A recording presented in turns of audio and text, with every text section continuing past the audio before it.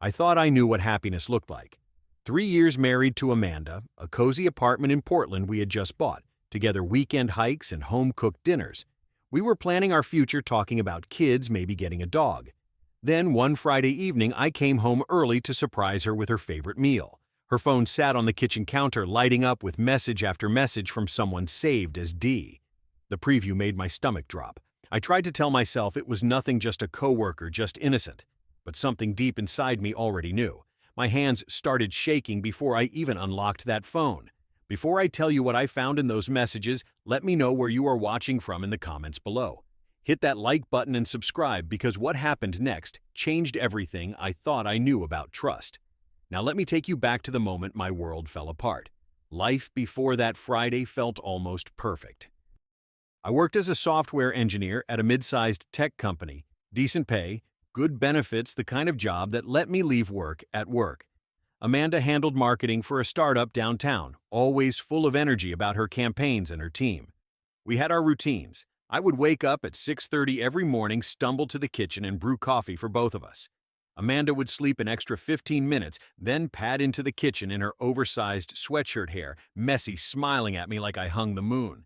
Those mornings felt sacred. Weekends meant adventure. We would drive out to Columbia River Gorge, hike until our legs burned, then find some little diner for burgers and milkshakes. She would take a million photos, posting the scenic ones on her social media with captions about how blessed she felt. I proposed to her at Cannon Beach 2 years before all this, down on one knee in the sand while the sun set behind us. She cried, actually, cried real tears, and nodded yes before I could even finish asking. I remember thinking I was the luckiest man alive. We talked about having kids once we saved a bit more, maybe in another year. Everything pointed toward forever. Then, about 3 months before that awful Friday, small things started shifting. Amanda began staying late at work more often. Not every night, but 2 or 3 times a week. She would text me around 6 saying the team had a big project, deadlines were tight, she would grab something to eat at the office. I understood. Work gets busy. I told her not to stress, that I would handle dinner, that she should focus on what she needed to do. Looking back, I was so stupidly understanding. She started spending more time on her phone too. We would be watching a movie and she would be grinning at her screen, thumbs flying. When I asked what was so funny, she would say her coworkers were sharing memes in the group chat. I laughed along, relieved it was something innocent. Friday nights used to be our date night, sacred time we protected no matter what. But those started disappearing. Amanda would say she was exhausted, that she just wanted to stay and order takeout and collapse on the couch. I gave her massages, rubbed her feet, tried to make her feel better. I thought I was being a good husband. I thought I was helping. That Friday, I left work at 5 instead of my usual 7. My boss had been pushing us hard all week, so I figured I earned an early exit. I wanted to surprise Amanda, do something nice. I stopped at the store, grabbed ingredients for pasta carbonara, her absolute favorite. On impulse, I picked up yellow tulips from the flower stand outside. She loved tulips. I drove home feeling pretty good about myself, thinking about how her face would light up when she walked in. The apartment was quiet when I got there. I set the flowers in a vase, started pulling out pots and pans, and that is when I noticed her phone on the kitchen counter. The screen kept lighting up. Over and over. I was not trying to snoop. But the messages were right there, impossible to ignore. The name on the screen said D. The preview of one message read, "Cannot wait to see you tonight." Another one said, "Tell him you are working late again." Then another. Last night was incredible. My heart stopped, just completely stopped. I stood there staring at that phone like it was a bomb about to go off. My brain tried to make excuses. Maybe it was a joke. Maybe it was something I did not understand. Maybe there was context I was missing. But my hands were already reaching for the phone. I knew her passcode. We never hid anything from each other. That was what I thought anyway. I unlocked it. I opened the messages. And I scrolled up. Hundreds of texts. Hundreds. Going back 3 months. The contact name D was actually Dylan, someone from her company. I remembered her mentioning him once or twice. The new guy on her team seemed nice enough. That was all I knew. But these messages told a different story. Photos of them together. Plans to meet up. Sweet words, intimate words, words that should have been mine. One message from Amanda stopped me cold. It said, "I think I am falling for you. And this is not just physical anymore." I had to sit down. My legs would not hold me. I sank into one of our kitchen chairs, still holding her phone, and kept reading. They met at a conference in Seattle 3 months ago. Amanda told me she was going alone for work. Turns out Dylan went too. They got drinks the first night. One thing led to another.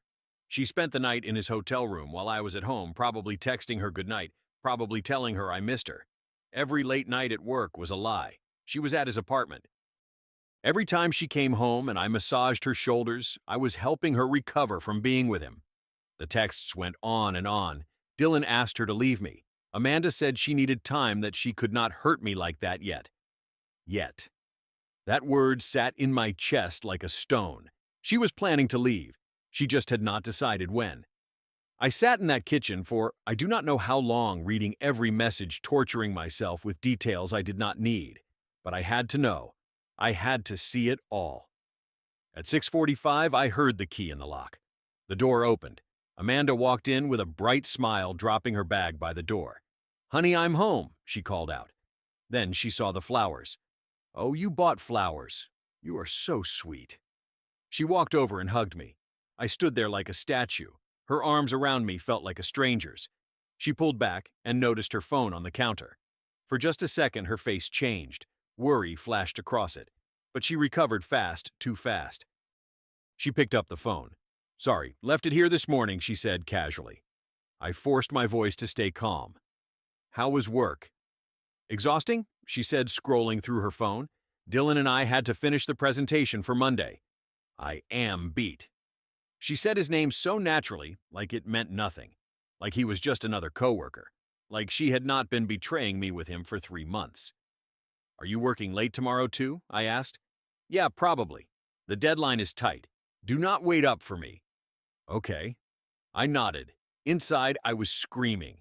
But outside, I just nodded. We ate the pasta I made. She complimented it, said it was delicious. Then she pulled out her phone and started texting. I watched her smile, watched her type, watched her giggle at something on the screen. She was texting him, right in front of me, at our table, eating the food I cooked, and she did not even try to hide it because she thought I was too stupid to notice. That night, I lay awake until 4 in the morning. Amanda slept soundly next to me, her breathing slow and even. I stared at the ceiling and thought about everything. I could confront her. I could scream and yell and demand answers. I could cry and beg her to explain. But what would that accomplish? She had already chosen. For 3 months, she chose him over me every single day. She lied to my face. She let me take care of her while she betrayed me. Anything she said now would just be more lies. She would apologize, maybe. She would cry and promise to change. But how could I ever believe her again? That is when I decided I would leave, but not the way she expected. No confrontation, no big dramatic fight. I would just disappear. Completely. She wanted to lie. Fine.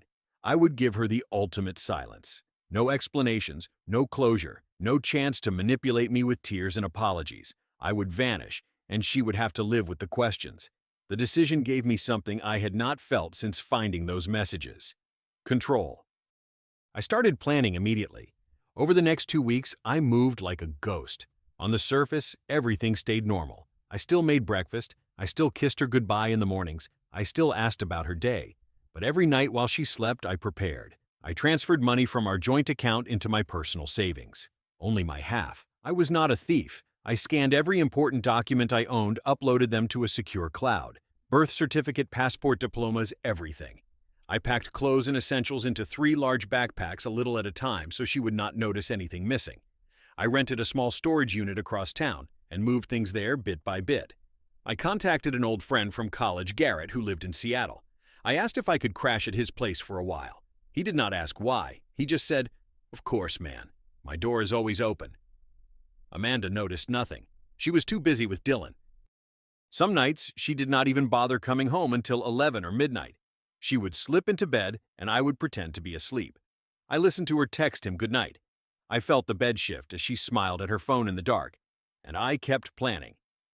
2 weeks after I found the messages, I knew it was time. Amanda told me she would be working late, that Tuesday would not be home until 10. I called in sick to work, then drove home at 2 in the afternoon. I walked through our apartment one last time. The place we picked out together, the couch we bought on sale, the kitchen where I had cooked 1,000 meals.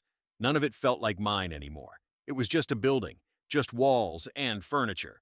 I loaded the last of my things into my car. I did one final check to make sure I had not left anything important. Then I took my keys off my keychain and set them on the kitchen table. No note, no letter, no explanation. I wanted her to wonder. I wanted her to feel a fraction of the confusion and pain I felt. I locked the door from the inside, pulled it shut behind me, and walked away. The drive to Seattle took 3.5 hours up Interstate 5. I did not cry. I did not feel sad. I just felt empty, hollow, like someone had scooped out my insides and left a shell. I had already turned off my old phone. Before leaving, I bought a prepaid phone with a new number. I deleted all my social media accounts. I blocked Amanda and everyone we knew mutually on everything. I did not want to be found. I wanted to disappear into nothing. Garrett met me at his apartment with a beer and a hug. He did not ask questions. He just said I could stay as long as I needed. That night, I lay on his couch and stared at the ceiling. I wondered if Amanda was home yet. I wondered if she had noticed. I wondered what she was feeling. Part of me hoped she was panicking. Part of me hoped it hurt. But mostly, I just felt numb. Through Garrett, I eventually heard what happened. Amanda tried everything to find me. She called my phone 100 times. She messaged everyone we knew. She posted on social media asking if anyone had seen me. She even went to my old office, but I had already resigned. After 2 weeks, the posts stopped. Garrett told me she updated her relationship status to in a relationship with Dylan. 2 weeks. It took her 2 weeks to move on publicly. I laughed when Garrett told me. It was not a happy laugh. It was the kind of laugh that comes when something is so absurd you cannot process it any other way. Seattle became my reset button. I found a job at a larger tech company within a month. The pay was better, the work more interesting. I rented a small studio apartment in Capitol Hill, nothing fancy, but it was mine. No shared memories, no ghosts. For the first 6 months, I lived like a machine. I woke up, went to work, came home, and slept. I did not go out. I did not date. I did not let myself feel anything. Emotions were dangerous. Emotions meant pain. So I shut them off. Garrett worried about me. He would drag me out for beers, force me to talk, try to make me laugh. Mostly, I just sat there drinking in silence. One night, about 7 months in, he finally snapped. "You cannot hide forever, man," he said. "She does not deserve to keep haunting you. You are letting her win by staying miserable." That hit me harder than I expected. He was right. I was still letting Amanda control my life, just in a different way. So I started making changes, small ones at first. I joined a gym, started working out every morning. I picked up my old guitar from storage and began playing again. I started reading books I'd always meant to get to. I joined a weekend hiking group, met new people who did not know anything about my past. I did not talk about Amanda. I did not talk about marriage or divorce or betrayal. I was just Joel, new Joel, better Joel. Work went well, really well. I got promoted to senior engineer after 8 months. My boss praised my focus and dedication. Funny how heartbreak can make you a better employee. I threw myself into projects, learned new skills, became valuable. The raises came. The respect came. Life started feeling stable. I still thought about Amanda sometimes, late at night when the apartment was quiet. I wondered if she was happy with Dylan. I wondered if she ever thought about me, but those thoughts came less and less. They lost their power. I was building something new, something that was entirely mine. A life where I did not have to wonder if I was being lied to. A life where I could trust my own judgment. By the time a year passed, I felt good. Not perfect, not healed completely, but good, strong, independent. I had friends. I had hobbies. I had a career that excited me. I even went on a few dates, nothing serious, just coffee and conversation. I was not ready for anything more, and I was honest about that. The women appreciated the honesty. Some of them became friends. It felt healthy. It felt like progress. I remember thinking around the 11-month mark that I had made it. I had survived the worst thing I could imagine, and I came out the other side. I was proud of myself, proud of the man I had become, the man who did not need anyone else to define his worth. I thought the Amanda chapter was closed. I thought I had moved on completely. I was wrong. It was a Saturday evening, almost exactly 1 year after I left Portland. I had spent the day hiking with my group, 8 of us, tackling a trail near Snoqualmie Pass. We laughed, joked around, took photos at the summit. I felt light, happy. I drove home, tired and satisfied, grabbed a quick shower, and was thinking about ordering pizza when the buzzer rang. I was not expecting anyone. Garrett was out of town. I walked to the intercom, confused. "Hello," I said. "Joel." "It is me." The voice stopped me cold. "Please. Can we talk, Amanda?" I stood there frozen, my hand on the intercom, my mind racing. How did she find me? Why was she here? I should have just hung up, should have ignored it. But some part of me needed to see this, needed to see her face. I buzzed her up without saying a word. When I opened the door, I barely recognized her. Her hair was shorter, choppy, like she had cut it herself. Her face looked thin, hollowed out. Dark circles under her eyes. She wore jeans and an old sweatshirt, wrinkled and worn. She looked nothing like the confident, put-together woman I married. She looked broken. "Joel," she whispered, "I found you. I have been looking for months." I did not say anything. I just stood in the doorway, blocking her from coming inside. We stared at each other, her eyes filled with tears. "Please, can we talk?" "Just 5 minutes. Please." I still did not speak. She took my silence as permission. "I am so sorry," she started, voice shaking. "I made the biggest mistake of my life. I was stupid and selfish, and I threw away everything for something that meant nothing. Dylan left me after 2 months. He said I was too clingy, that he did not want anything serious. I lost my job because I could not focus. I had to move back in with my parents in Eugene. I have been miserable, Joel. Completely miserable." She grabbed my hand. I pulled it back like she had burned me. "I love you," she said desperately. "I never stopped loving you. I know I do not deserve it, but please give me another chance. We can start over. We can go to therapy. I will do anything, anything. Just please do not shut me out." I looked at her, really looked at her. A year ago, seeing her cry would have destroyed me. I would have wanted to fix it to make her feel better. But now I felt nothing. No anger, no sadness, nothing. "How did you find me?" I asked. My voice sounded flat, emotionless. "I hired a private investigator," she admitted. "It took 6 months, but I had to find you. I had to make this right." "6 months," I repeated slowly. "You spent 6 months tracking me down." "Yes, because I love you." I nodded, took a breath. "Do you know how many nights I spent reading your messages with him? How many times I lay next to you while you texted him? How many dinners I cooked while you were planning to see him?" Amanda looked at the floor. "I know. I am terrible. You said you made a mistake," I continued. "But it was not a mistake, Amanda. Mistakes are accidents. Mistakes are one-time things. You made hundreds of choices. Every lie about working late. Every kiss you gave me after being with him. Every single text message you sent. Those were not mistakes. Those were decisions. But I am different now," she pleaded. "I learned my lesson. Losing you showed me what really matters." I almost laughed. "So you only want me back because he did not want you? I am what the backup plan. The safe choice." "That is not it," she tried to say. "It is?" I cut her off. "If Dylan still wanted you, you would not be here. You would not have spent a second thinking about me. You only came back because your other option fell through." Tears streamed down her face. She looked pathetic. "A year ago, that would have broken me. Now it just made me tired." "You know what hurt the most?" I said quietly. "Not the cheating. It was that you thought I was stupid enough not to notice. 3 months, Amanda. 3 months you lied to my face every single day. You made me feel crazy for being suspicious. You gaslit me when I asked if something was wrong. You let me take care of you, massage you, cook for you all while you were giving yourself to someone else.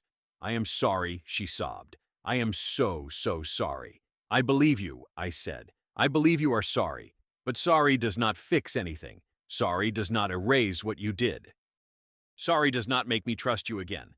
Joel, please. I forgive you," I said, and I meant it. Not for you, for me, so I can let this go completely. But we are done. We were done the day you chose him over me. I know I do not deserve another chance," she whispered, "but I am begging you." "You are right.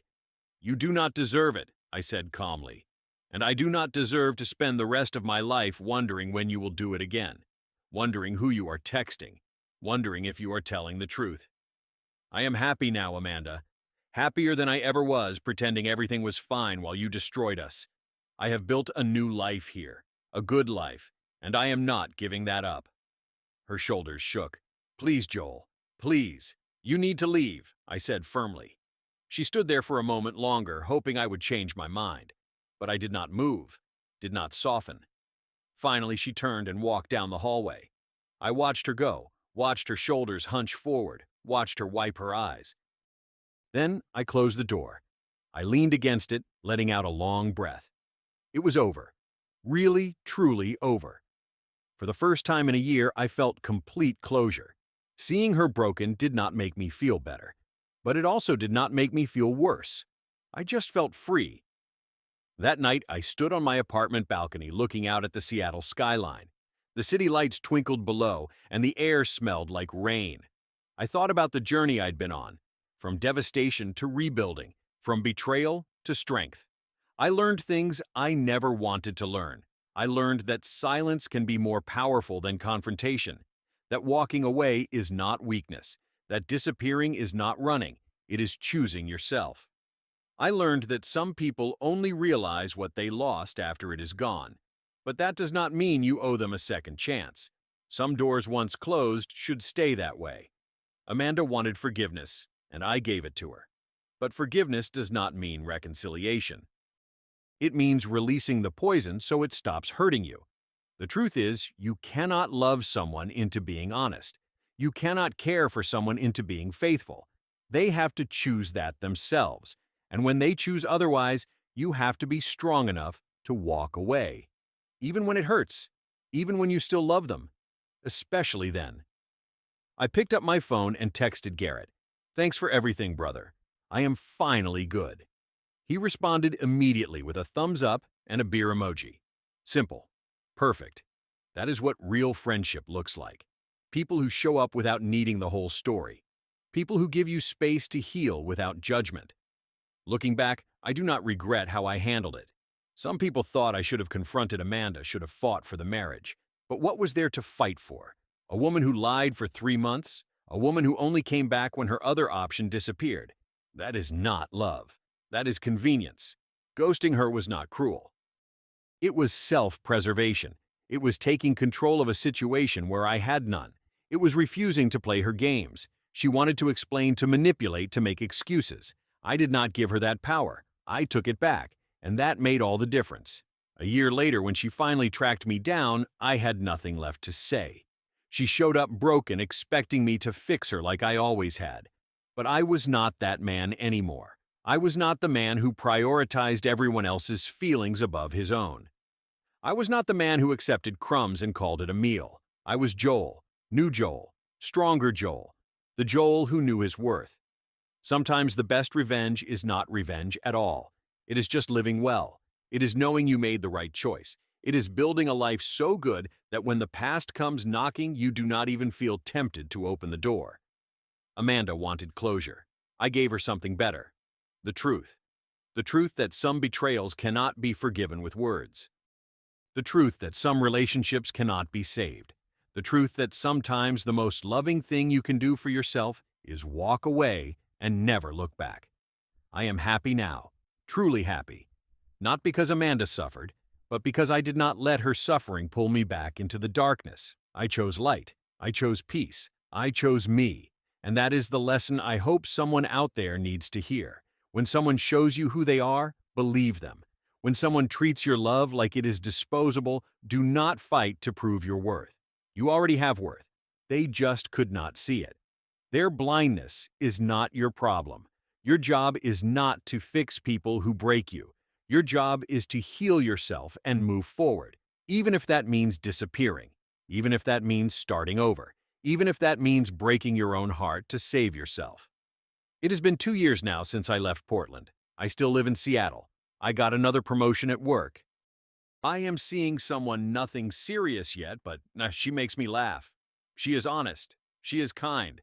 She does not play games. And when I am with her, I do not spend a single second wondering if I can trust her. Because trust is not something you have to force.